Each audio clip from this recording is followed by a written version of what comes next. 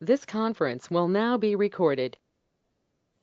Okay, so today I'm going to teach you Git and along with GitHub.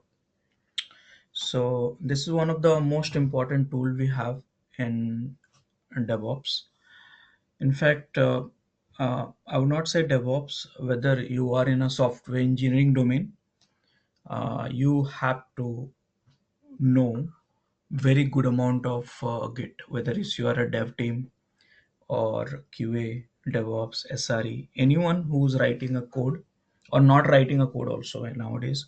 Let's say if you're a manager or architect also, then also in that case you must know Git.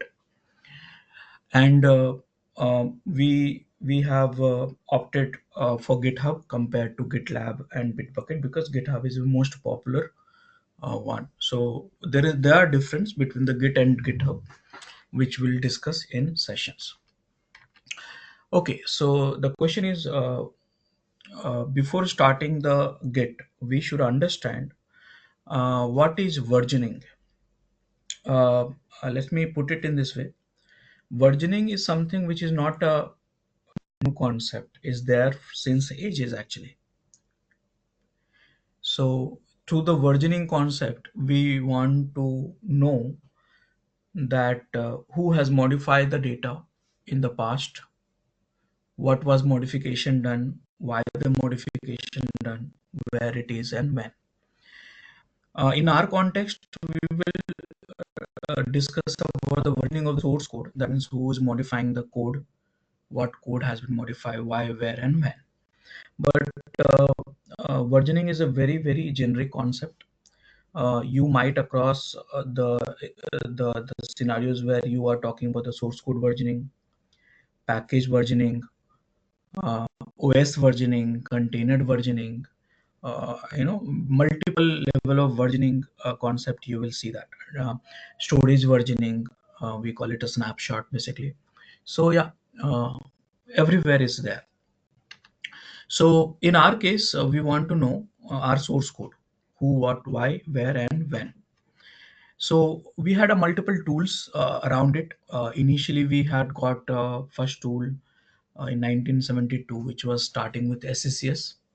Then after some improvement, it has come with RCS, then CVS and SVN. So SVN was the most popular tool which I have come across when I started my job. I think 18 years before. Then I started working on CVS and SVN. CVS was dying at that time, and SVN was being very popular.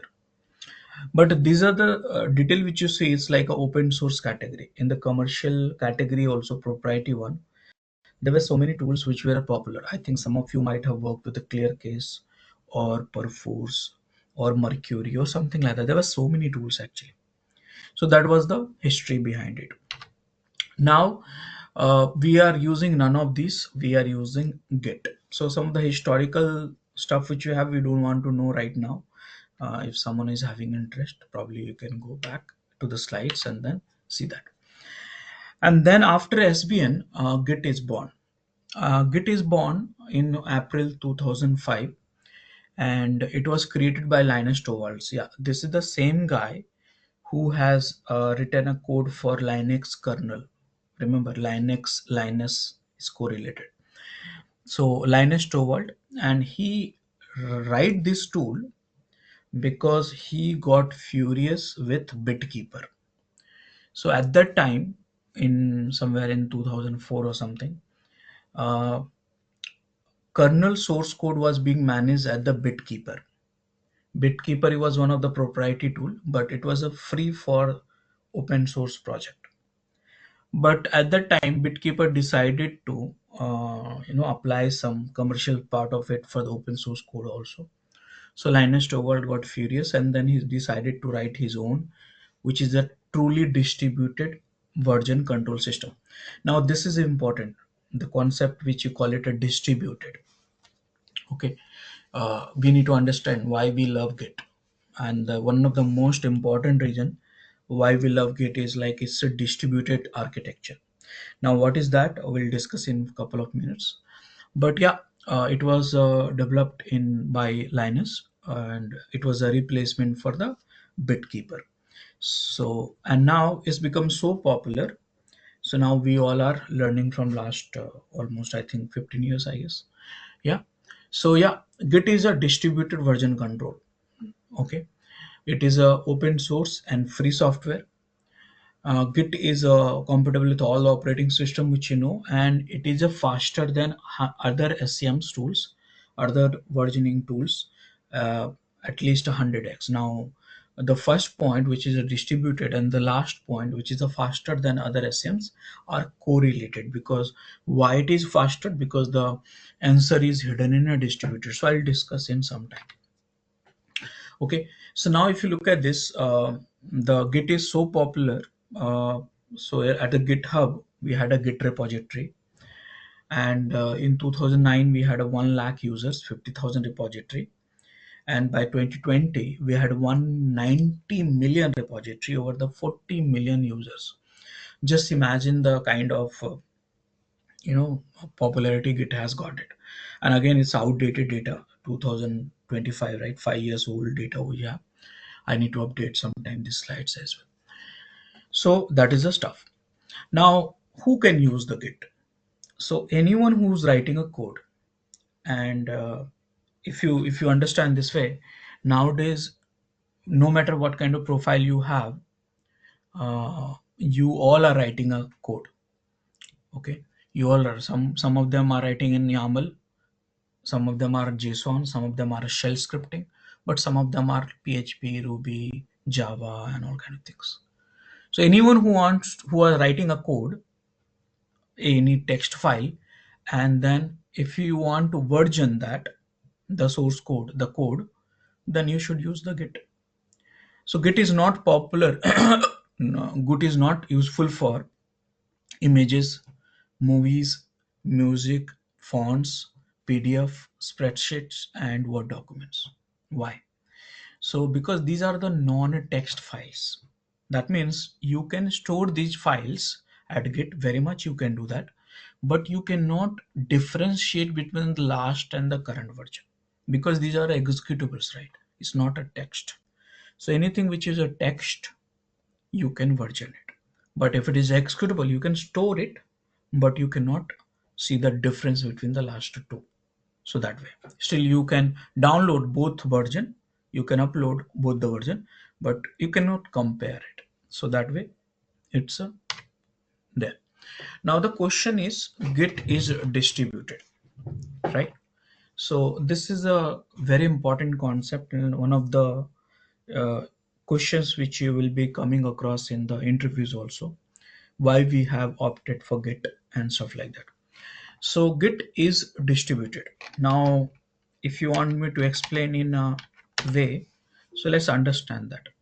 I have discussed so many tools in the past, like SVN, Perforce, ClearCase, and all that we were using earlier. Those were based on the server and client model, whereas Git is based on the distributed model architecture. So, what is the server and client model, and what is the distributed? You need to understand. So first I'll explain it to you, server and client model. So in the server and client model, what we have, there is one box, we call it a server. Okay. And that server will have some operating system, and then some tools will be installed, something like SBN, CVS and all. And using that tool, that that versioning tool, okay, this is the tool, let's say, and using this tool, we get one repository, one large repository. Okay, and this repository primarily divided into two parts. One is like a source code, and one is a metadata where you have all the information like who, what, when, how, and all. So this is the one repo. Remember, this is the one repo, and here got the IP address and port number and username and password by the tool. Now this is a server, and anyone who wants to use this repo, he has to get that sync that repository in the laptop. Let's say developer 1, developer 2, developer 3, and now they will sync the repo, and here you will have a client. This is the server application, this is the client application, let's say SBN client or CVS client or something like that. And this client will fetch the code one particular version. Remember, so here there's a code.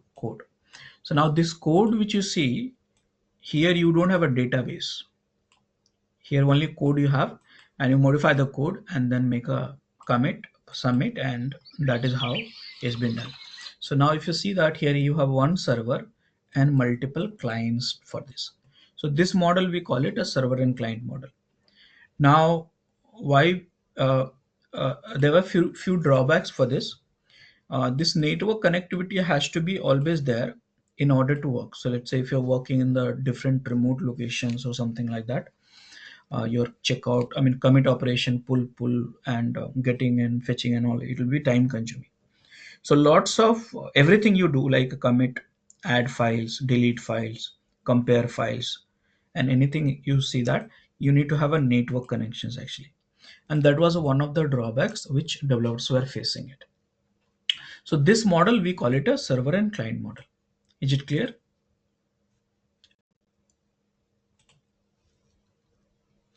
Yes. Yes, Rajesh.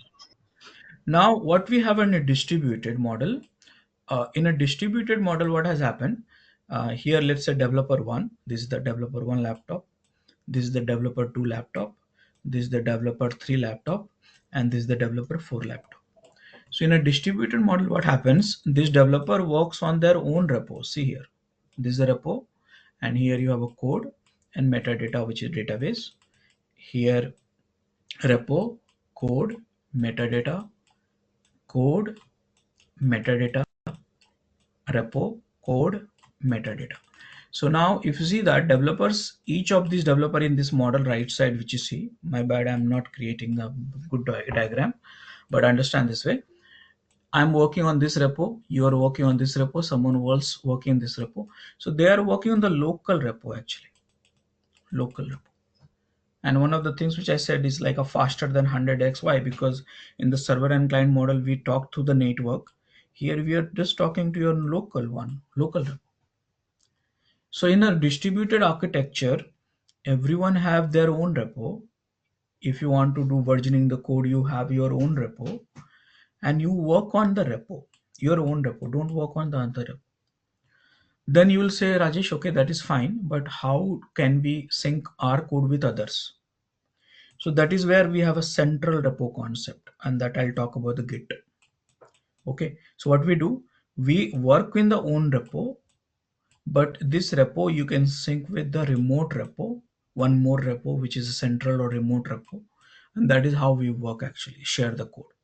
So here multiple repos are there, 4 developers, one central repo, 5 repos, but in a server and client model we have only one repos. Got it? Yes. Yes. So that is a distributed, and that's the reason everyone loves about it, because here you get everyone means developers get flexibility to work offline. You can add, commit, delete, check, branch, merge, everything you can do your own local. Don't need to be connected on the network or you know, time consuming and all kind of things. So Git is a distributed. Okay, so how do we get started? So there is a two workflow which I'm going to teach you. One is working with local repo and another one is working with remote repo. Okay, so though it's very simple, but we need to know that. Okay, so what I will do, I will just go ahead and search for Git workflow, and at the end of it I'll put DevOps school. Okay, now this is the one tutorial which I'm having and which will help you to understand this. And there's another one, remote repo. These are the two workflow which you need to know, and that you are done with it. Okay, these are the two workflow. So first thing I'll explain it to you, this one. Okay, what is this?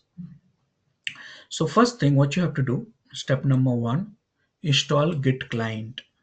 Okay, and this is a one-time activity. So it depends on the what operating system you are, you can install the client.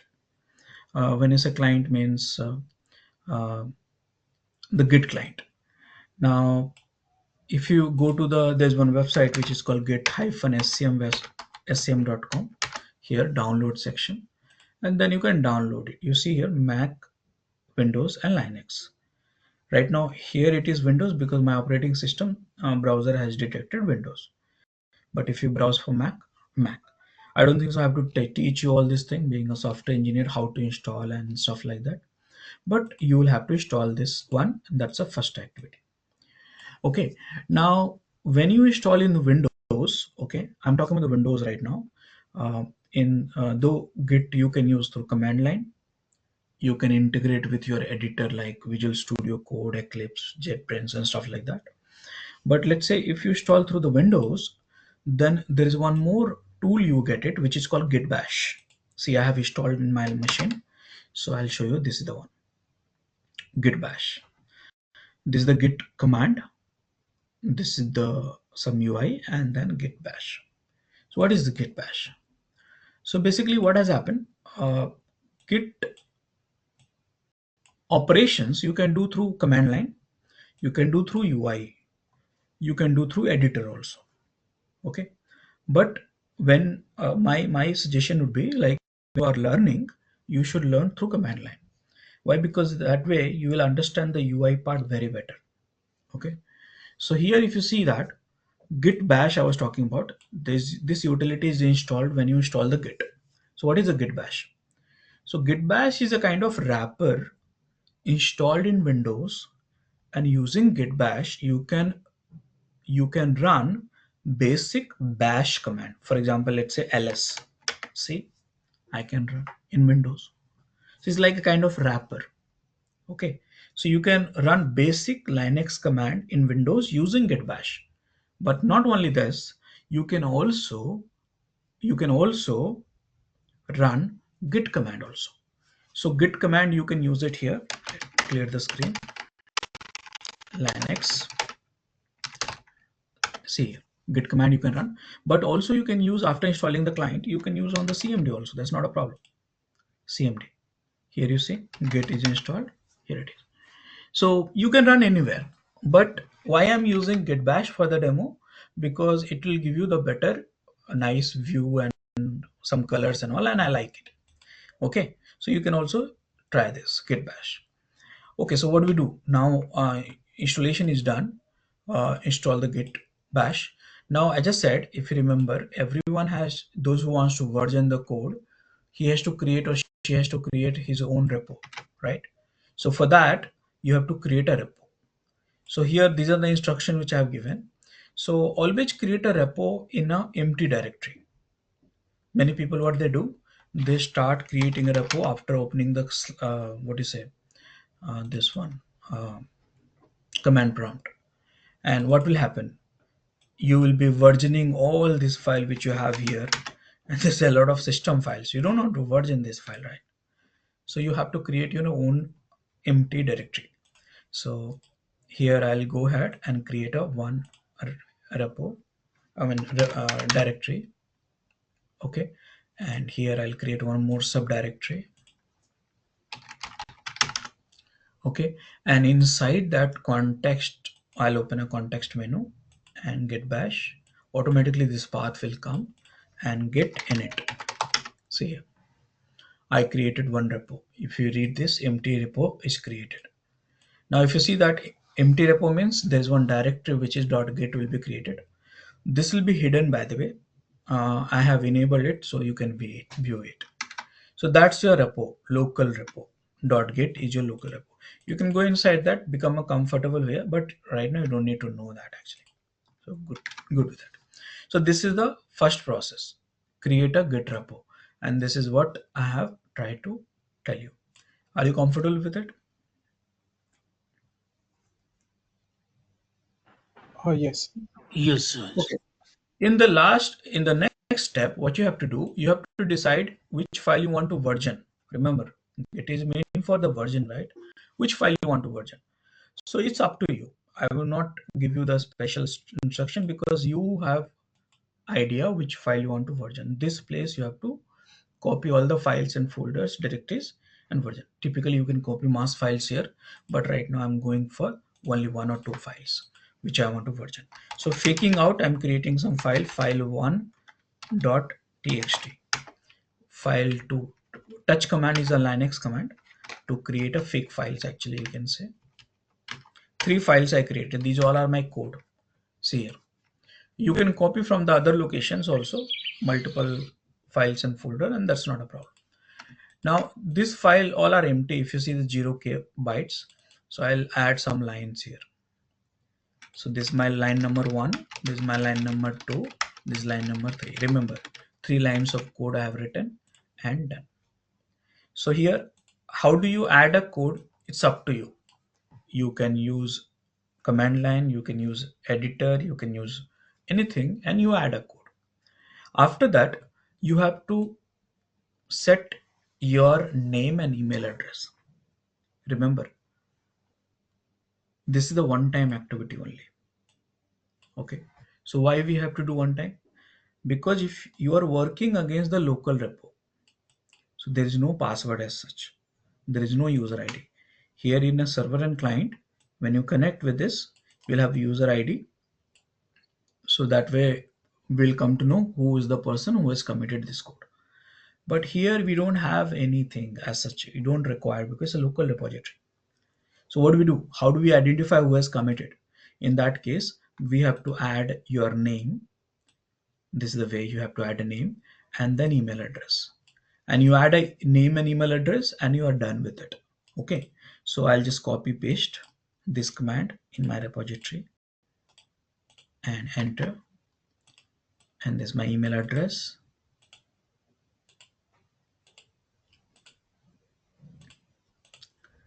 Enter. And then finally, if you want to validate this one, this is the command to do that. Done. See, last line you see, done. So this is the done. CLER clear. So this is the one-time activity you have to do. So that means this way, any commits you made in this repository with any of this file which you added previously, you will be identify Rajesh Kumar and email address. This is the way. Okay, and now we are going to add a files. So how do we do that? For versioning, you have to add a file. So look at this. First file1, I want to version it, whatever the changes I did. So git add and file1. See, I added. Now what is the add will do in real, I will discuss in some time, but we have to add it. That means I'll tell you in a simple way, any files you want to version or any modifications you want to version, you have to add it. You cannot ignore this. This is a every time you have to do that. Okay.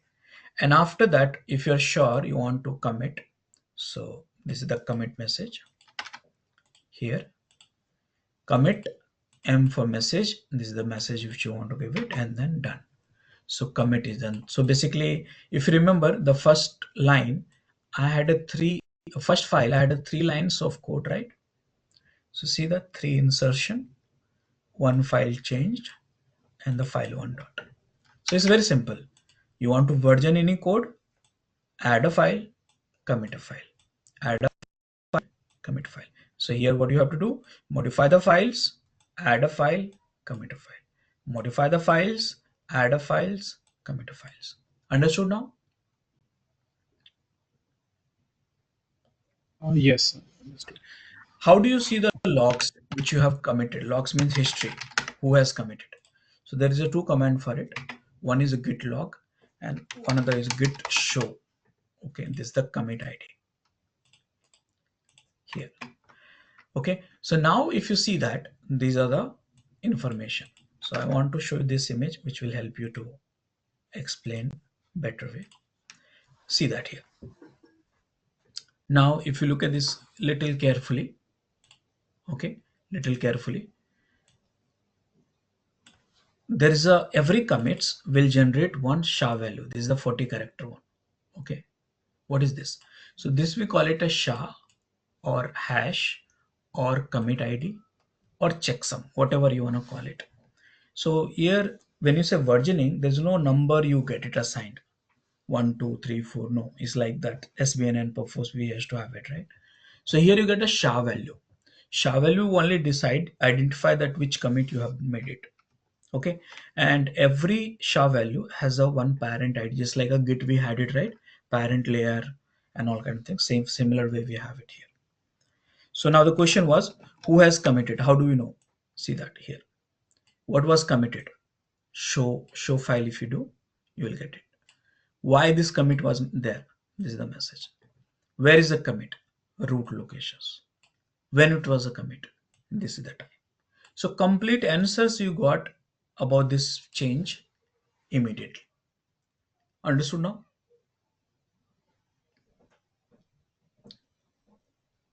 Yes, sir.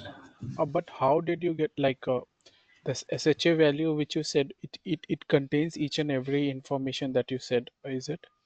Or Right. Yeah. So this is the yes. reference for the commit which you made it. So if you describe here, if you do, I did the show here. Look at this. Show Okay. this ID. Uh, So if okay. I do, you will get a complete detail about this. This is the meta information. Okay. And the thing is, like, anyone who has, like, for an example, if there are three users and some of anyone has made changes, so by using this git show command, anyone can see like who has made the changes, right? But here I'm not talking about that functionality because you are still here and you are Okay. making modifications to your local Understood. repo. No one has access to your laptop right now. Okay. Okay. The multiple user will come only if you start sharing through remote repo, which Oh, is a second scenario. okay. Fine. So everything is you right now, right? Understood. Mhm. So now you modify the file and keep doing add commit, add commit, add commit, add commit, and things like that. It will keep happening. Nothing to worry about. Okay. Okay. So this you're clear. Yes. Yes. It is clear.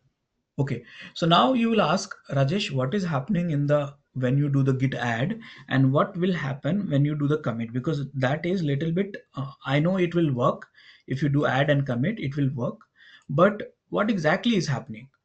And that is very important question actually, and this you need to know. And for that, you need to know one architecture, and this architecture is called working directory, staging, repository. What is that? So let me explain it to you in a simple way. Somewhere on top I have created one image.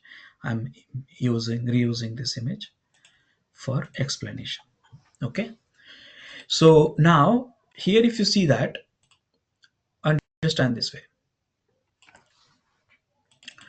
When you created repo, I created repo under this directory, if you remember, right? Correct. You see Yes. here, Yes. Yes. Yeah. see here. So repo one is my one repo. And now in the where is the code I'm writing? This is my code. This is my code. This is me.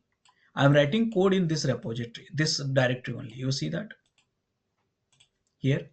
This is the location.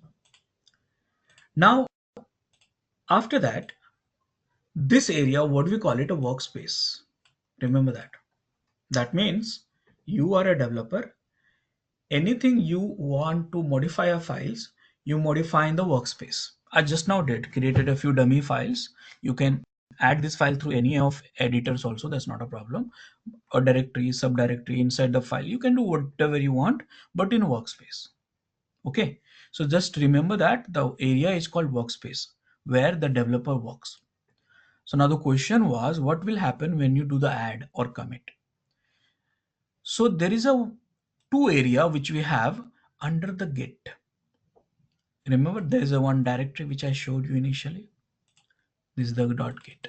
Now, I don't want you to get into this place and get you confused with the initial levels only, because you don't need to know actually. No one needs to know until you are advanced Git user. For that matter, just ignore that fact.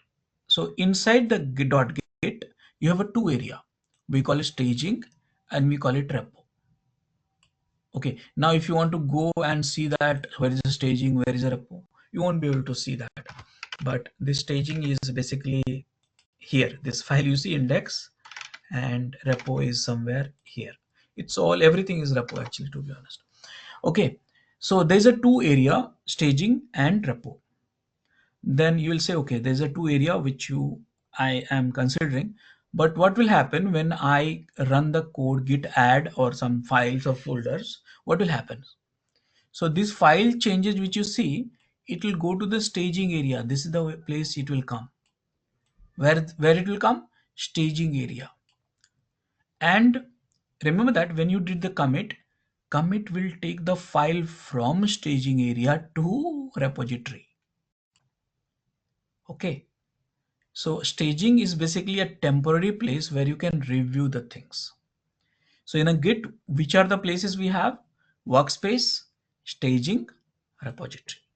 Repository is a final versioning place. You see, commit 1, commit 2, commit 3, commit 4, commit 4. So commit 5, all these versions are here in a repo. But you need to review before committing, right? So this is staging area. How do you send these changes to the staging? Add. From how staging to repo? Commit. Where you modify the files? Workspace. Understood now? Yeah, but Yeah. where this repo area will be present? I mean, we are just doing the commits. So, I mean, is there Uh-huh. any path or folder? Where the commits? Yeah. So you will, I can tell you, but you will not be able to understand that because there's no as such like conceptually staging directory or repo directory. Anything you commit, it will be creating objects here in the SHA-1 algorithm format. So that's the reason you will not be able to commit. I committed only once right now, and you see this structure got created. That's what I said. You won't be able to understand. So all the Okay. commits you'll be having here only, but this will be maintained by algorithm. So it's not human readable stuff. Okay. So understood now? So the question was, what is the difference between add and commit? So remember, when you send a code from workspace to staging, add, and from staging, if you want to send to the repo, commit. Commit repo is a place where all the versioning happens.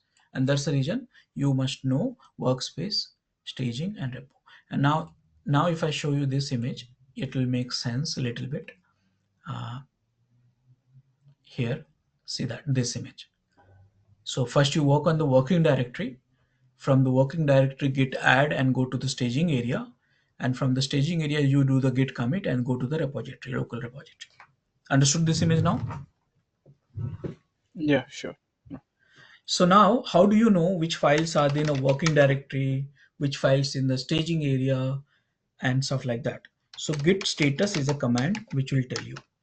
So now if you see that, I run the git status and these two files, where it is, you see, there is a suggestion, git add. That means this file is in uh, workspace, work directory. Can I send it to one file to staging area? Git add file to .txt, and you see here now it's in staging area. See here, and here is saying if you want to unstage, you can run this command and all. So now this can be committed. This is still in the working directory. So only you can commit this one because it's in staging area. Okay, so now here you see only two files. Why? So three files in real, but in a status you see two file. Why? Because this file already has been virgin, and after that there's no virgin has been there. But if you modify this file, let's say I'm modifying this file, so adding the fourth line or something or whatever it is, and now you see status, here you see modified. So what this message is trying to tell you, this file I have versioned earlier in the past, but the content which you have right now in the file which is not version. So that's the reason status will tell you that file also. So status will tell you any files in the workspace which is not version, simple way, or which is in staging. Understood? Yeah. So the file which is in staging stage, and if we don't want to commit that file, I want to do some changes. So can we revert back or like Yeah, if again, so yeah, you can send back to the reverse way also, you can do that. Restore, you see the file is there, restore, it will send back to the staging area. okay. Workspace. Workspace. Yeah. Okay. So this is the way it works. So that's the reason you should know this concept. Now I would like to revise this with one image. That way it will help you to understand. So now don't focus on the remote area. Okay, don't focus on the remote area because I have to discuss that one, but only limited to this part. So you work in the working directory.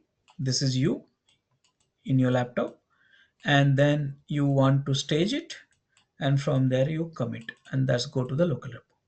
Correct now? Yes. Yes. Okay. So now you have version. Let me do the quick versioning of 2-3 times. Okay. So git add file 2.txt, git commit to, okay, git status, spelling mistake, git add all. This I'm committing everything. Okay, all git commit am done, and git status done. So I committed all three, I mean all everything, and I created total 3 commits actually. See here. Okay, so right now in the repository you have 3 objects: 1, 2, 3. This was my first, this was my second, this was my third. Now if you do the status now, see nothing to commit. That means there is no file which has not been committed. That means whatever you had here in workspace is committed already. Okay, so that's the reason. So I committed. But now if you see why do you version? Understand this. Why do you version?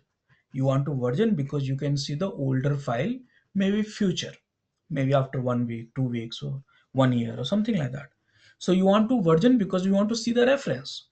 So right now I have a 3 version done at the 3 different times, though I did it just now. But I want to know what I committed here because I forgot it. I'm somewhere else. What do we do? So that is where we have a checkout command.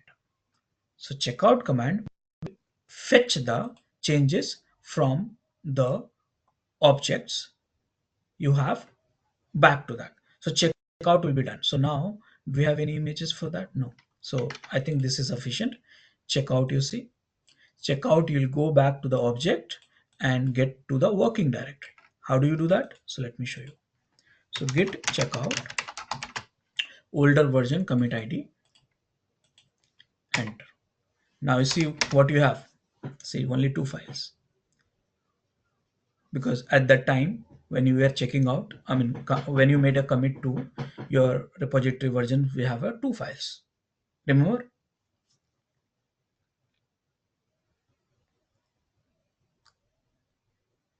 So Hello? what checkout is doing? I mean, so are we pulling back to the workspace from the commit?